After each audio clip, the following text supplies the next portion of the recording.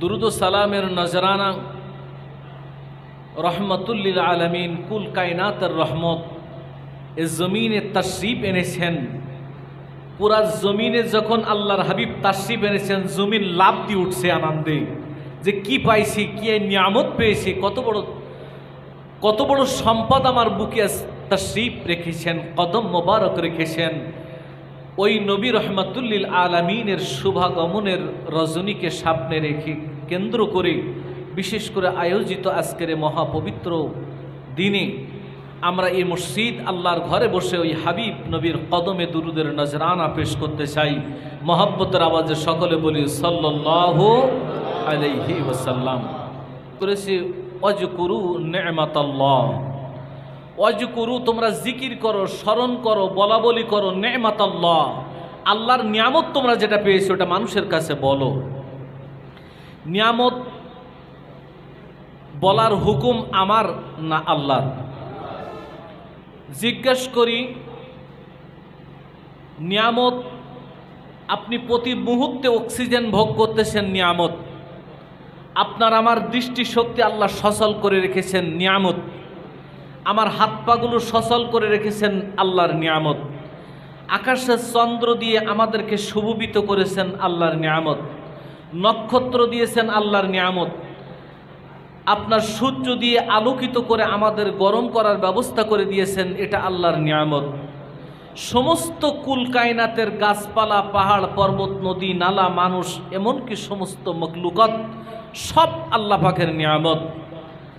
জিজ্ঞেস করি, সব নিয়ামত আর আমার রসুলও নিয়ামত, বলুন তো বুকে হাত দিয়ে, সমস্ত নিয়ামত যদি এক পাল্লায় রাখেন আর আমার রহমতের নবীকে যদি আরেক পাল্লায় রাখেন, আশা করি আপনারা বলতে বাধ্য হবেন যে সমস্ত নিয়ামতের চেয়ে বড় নিয়ামতে আজম, নিয়ামতে আকবর, নিয়ামতে আয়াদ রহমাতুল্লিল আলামিন। বলেন না সুবহানাল্লাহ?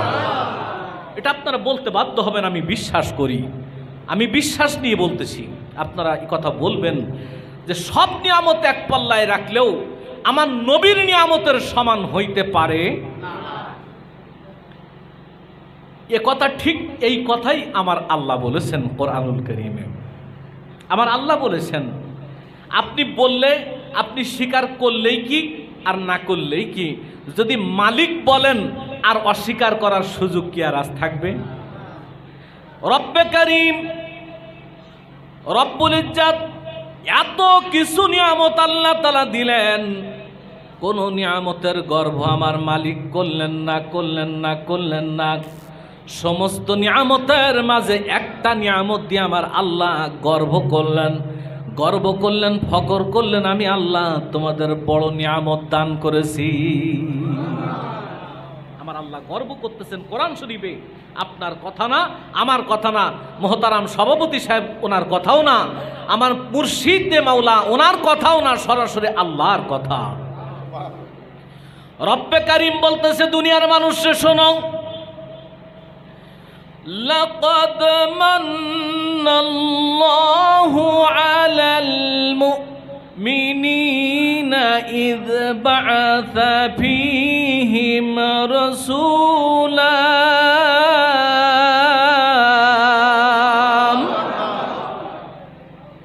অর্থ শোনাই, লাকাদ অবশ্যই মান্নাল্লাহু আলাল মুমিনিন, আল্লাহ তাআলা মুমিনদের উপরে খুব বড় ইহসান করেছেন। আমি আল্লাহ ইহসান করেছি তোমাদের উপরে।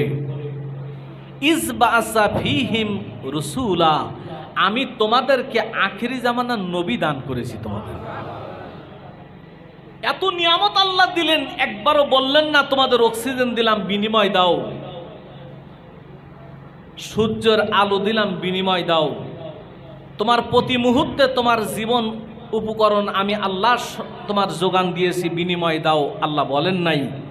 কোন নিয়ামতের গর্বও আল্লাহ করলেন না, একটা নিয়ামতের গর্ব করলেন যে আমি তোমাদেরকে আখিরি জামানার নবী দান করেছি।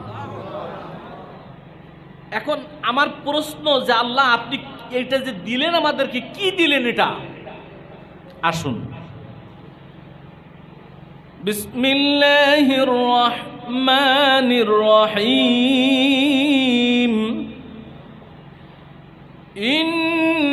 الصفا والمروة من شعائر الله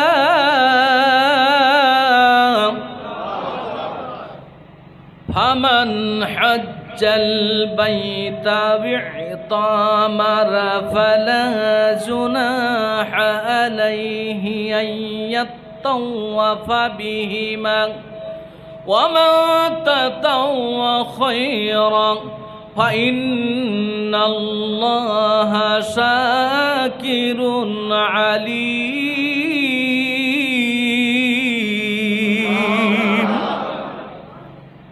অর্থটা শোনাই, এরপরে আয়াতের কথা বলি।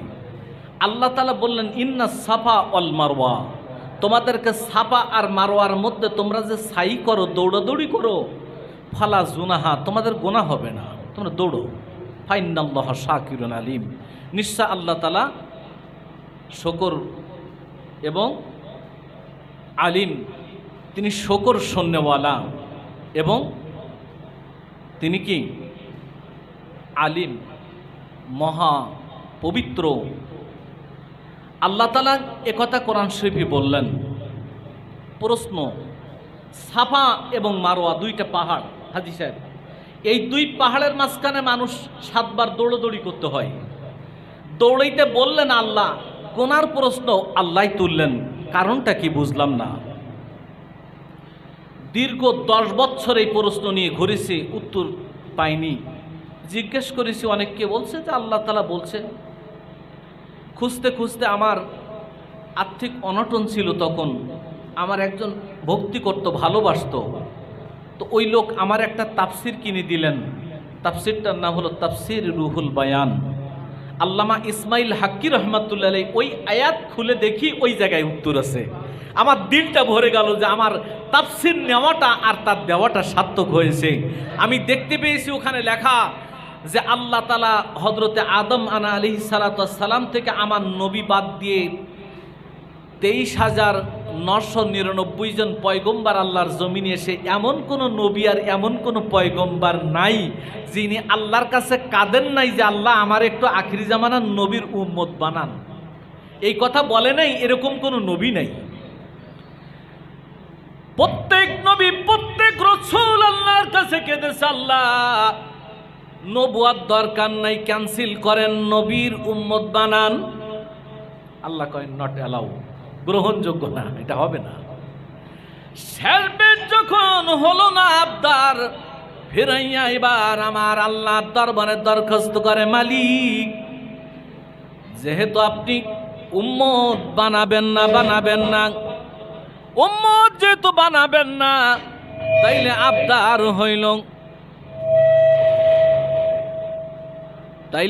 হইল, ও আল্লাহ যদি উম্মত না বানান আমার কোনো আপত্তি নাই, তাইলে শেষ পর্যন্ত একটা আবদার রক্ষা করেন, একটা আবদার রাখেন। আমার আল্লাহ বলে, কি বলতে চাও? সমস্ত পয়গম্বর বললেন, আল্লাহ নবীর উম্মত যেহেতু হওয়া কপালে নাই, অন্তত পক্ষে এমন একটা জায়গায় থাকার ব্যবস্থা করে দিন, যেই জায়গায় থেকে থেকে যেন আখিরি জামানার নবীর উম্মতদেরকে একটু নিকট থেকে, একটু কাছ থেকে, একটু কাছে থেকে, একটু কাছাকাছি হইয়া আখিরি জামানার নবীর উম্মতরে যেন একটু দেখতে পারি। আমার আল্লাহ কয়, তাইলে সাফা মারওয়ার মাঝখানে থাকো, ওইখান থেকে আমার আদরের নবীর উম্মতিগুলো চলাচল করবে। আর ওই জায়গাগুলো যেখান থেকে মানুষ চলে, এটা পয়গম্বর আলাইহিমুস সালাতু ওয়াস সালামদের মাজার শরীফ। এখন পয়গম্বরের মাজারের উপর দিয়ে চললে কি সওয়াব হয় না গুনাহ হয়? আল্লাহ বললেন, ফালা জুনাহা, তোমাদের গুনাহ হবে না, কেননা ও পয়গম্বরগণ বুক পেতে দিয়েছে আখিরি জামানার নবীর উম্মতের কদম বুকে ধারণ করার জন্য বুক পেতেছে আল্লাহর পয়গম্বরগণ। বলেন না সুবহানাল্লাহ। চিন্তা করতে পারেন আপনি, পয়গম্বরের বুকের উপর দিয়ে চলেন, কোন সাহসে চলেন আপনি? কার পাওয়ারে চলেন আপনি? এ পাওয়ার আপনার না, আমার না, রহমাতুল্লিল আলামিন নবীর পাওয়ার। বলেন না সুবহানাল্লাহ। তো যেই নবীর উম্মত হওয়ার দরুন আপনি আল্লাহর পয়গম্বরদের বুকের উপর দিয়ে চলতেছেন, আল্লাহ আপনারে বলে দিয়েছেন যে তোমার গোনাহ হবে না, বলে ওই নবীর উম্মত হওয়ার কারণে যদি এই সৌভাগ্য অর্জন হয়, তাহলে যেই নবীর কারণে এই সৌভাগ্য অর্জন হয়েছে ওই নবীর মূল্য আল্লাহর কাছে কত বেশি। কি জিনিস আপনাকে দিয়েছে, কি জিনিস আল্লাহ আমাকে দিয়েছে, একবার চিন্তা করে দেখুন। মোহতারাম সামিয়ানে ইজাম, ইনি হলেন আল্লাহর হাবিব। আল্লাহ তাআলা বলছে ওয়াজকুরু নি'মাতাল্লাহ, আমি আল্লাহ আমার নিয়ামতের জিকির করো, স্মরণ করো। আল্লাহ রব্বে কারীম অন্য আয়াতে বলছেন ওয়া আম্মা বিনি'মাতি রাব্বিকা ফাহাদ্দিস, ওয়া আম্মা বিনি'মাতি, তোমাদেরকে আমি আল্লাহ যে নিয়ামত দান করেছি, ফাহাদ্দিস, তোমরা মানুষের কাছে বলা বলি করো। সুবহানাল্লাহ বলবেন না? নিয়ামত বলতে কইছে কে? আল্লাহ। জিজ্ঞাসা করি যদি না বলি তাইলে কি করবা? আল্লাহ বলে আমার নিয়ামতের কথা বলবা না, কি করবা আমার কাছে শোনো, মানুষের ফতোয়া দরকার নাই, আমি আল্লাহ ফতোয়া দিয়ে দেই। আল্লাহ বলছেন লা ইন শাকারতুম লা আযিদান্নাকুম ওয়া লা ইন কাফারতুম ইন্না আযাবি লাশাদীদ। আল্লাহ বলছে তোমরা যদি আমার কাছ থেকে যে নিয়ামত পেয়েছো, লা ইন শাকারতুম, যদি শুকরিয়া করো আমি আল্লাহ নিয়ামত বাড়াইয়া দিব। সুবহানাল্লাহ। ওয়ালা ইন কাফারতুম, আর যদি কুফরি করো, কুফরি মানে কুফরি শব্দের অর্থ ঢেকে দেওয়া, আচ্ছাদিত করা, গোপন করে দেওয়া, অর্থাৎ নিয়ামতটা গোপন করলে যে নিয়ামত দিছ আল্লাহ সেরে রাখলাম। আল্লাহ কয় শোনো, এটা সারাসারির জিনিস না, চলবে না, চলবে না, চলবে না, সারলে চলবে না, বলো মানুষের কাছে। যদি না বলো, ওয়ালা ইন কাফারতুম, কুফরি করবা, ঢেকে ফেলবা, আচ্ছাদিত করবা, ইন্না আযাবি লাশাদীদ, বান্দা জেনে রাখো আমার আযাব বড় কঠিন, আমার আযাব বড় শক্ত। কেমন আযাব দিবা আল্লাহ? আল্লাহ কয় ইন্না বাতশা রাব্বিকা লাশাদীদ,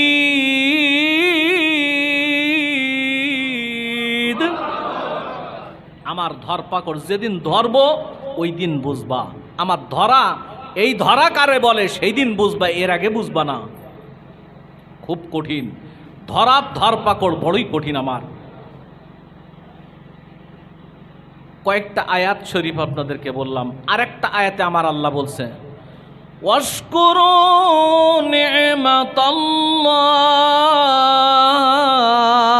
নি'মাতাল্লাহ, আমি আল্লাহ আমার নিয়ামতের শুকর করো।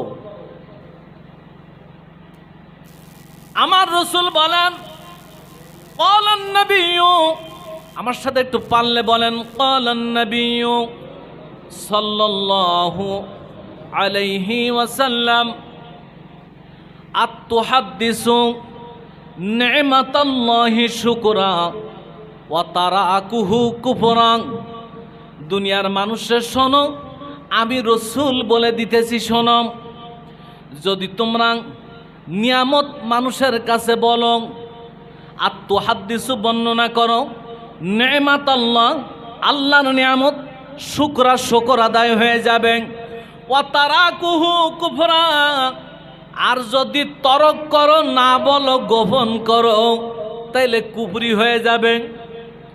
এখন আপনারা কাফের হইতে রাজি কয়জন? আপনারা কাফের হবেন না শুকরকারী হবেন? কথা আমি আমার কথা বলছি না, আল্লাহ এবং তার রাসূলের কথা আপনাদেরকে মাত্র শোনাচ্ছি। আমি মাত্র দায়ী, ওমা আলাইনা ইল্লাল বালাগ, আমি আমার দায়িত্ব আপনাদের কাছে পৌঁছে দিচ্ছি। এখন বিচার আপনাদের কাছে থাকবে, আলোচনার শেষে বিচারটা আপনাদের কাছেই থাকবে। তাইলে নিয়ামতের শুকর করা, প্রশংসা করা, একথা বলা বলির নির্দেশ কে দিয়েছেন? এখন প্রশ্ন যে শুকরিয়া তো করব, আল্লাহ তো শুকরিয়া করতে বলেছেন আলহামদুলিল্লাহ। আমরা যদি নবী পাওয়ার পরে বলি আলহামদুলিল্লাহ, তাহলে তো হয়ে যায়। নবী পাইছি, সবাই বলেন আলহামদুলিল্লাহ, তো হয়ে গেছে শুকরিয়া, এ তো বলা বলি করলাম, হয়ে গেছে। আসুন, এইবার আপনি নামাজে দাঁড়াইছেন না উজু করে মসজিদের মধ্যে, কেবলার দিকে কানে হাত দিয়ে বলছেন আল্লাহু আকবার। এবার শুরু করেন আলহামদুলিল্লাহি রাব্বিল আলামিন আর রহমানির রহিম মালিকি ইয়াউমিদ্দিন ইয়্যাকা না'বুদু ওয়া ইয়্যাকা নাস্তাঈন ইহদিনাস সিরাতাল মুস্তাকিম সিরাতাল লাযীনা আন'আমতা আলাইহিম সিরাতাল লাযীনা আন'আমতা আলাইহিম। সবাই একটু বলুন আয়াতটা, সিরাতাল লাযীনা আন'আমতা আলাইহিম। একটু উচ্চ বলুন না সুবহানাল্লাহ। মানে বুঝেননি? সিরাতাল লাযীনা আন'আমতা আলাইহিম, আল্লাহ আপনি আমাকে নিয়ামত প্রাপ্ত ব্যক্তির রাস্তায় রাখো। কি আজকে ঈশান নামাজে আপনারা বলছেন না কথা? আর না হয় ইমাম সাহেব বলছে আপনারা শুনছেন, আপনারা আমিন বলে সমর্থন দিয়েছেন না? এখন নিয়ামত প্রাপ্ত ব্যক্তির রাস্তায় রাখো। আমার প্রশ্ন, নিয়ামত প্রাপ্ত ব্যক্তি কে? কার রাস্তায় থাকতে আপনি আল্লাহর কাছে আবদার জানাইলেন? আল্লাহ তাআলা বলছে আন'আমাল্লাহু আলাইহিম মিনান নাবিয়্যিনা ওয়াস-সিদ্দীকিনা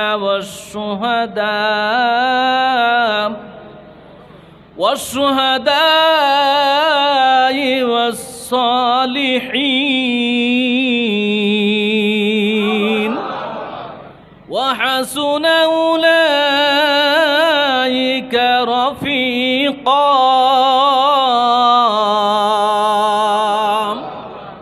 আল্লাহ তাআলা বলছে আন'আমাল্লাহু আলাইহিম মিনান নাবিয়্যিন, নিয়ামত প্রাপ্ত ব্যক্তির নাম্বার 1 আল্লাহর পয়গম্বর।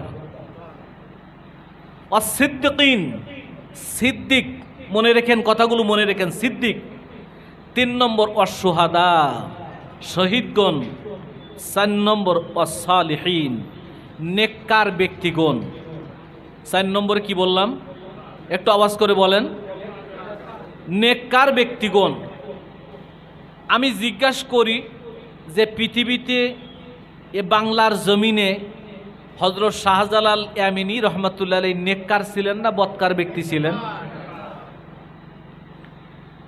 এই জমিনে বাবা শাহজালালের পরে বাবা শাহ পরাণ, বাবা শাহ মাকদুম, বাবা শাহ আমানত, বাবা শাহ শরফুদ্দিন চিশতি, খান জাহান আলী আমাদের পাশেই ঘুমিয়েছেন। এই বাংলার মুসলিমদের যে আল্লাহর পক্ষ থেকে ত্রাণকর্তা হিসাবে আল্লাহ যাকে প্রেরণ করেছেন, হুজুর খান বাহাদুর আহসানুল্লাহ ওয়ারিসি রহমাতুল্লাহ আলাইহি, ইনি কি আপনাদের দেখা, এনারকে দেখছেন কয়জন? একটু হাত উঁচু করেন তো। হুজুরে দেখছেন কয়জন? আলহামদুলিল্লাহ, অনেকে হাত উঁচু করেছেন, দেখেছেন। আচ্ছা, ইনি কি বেনামাজি ছিলেন? বে উজু ছিলেন?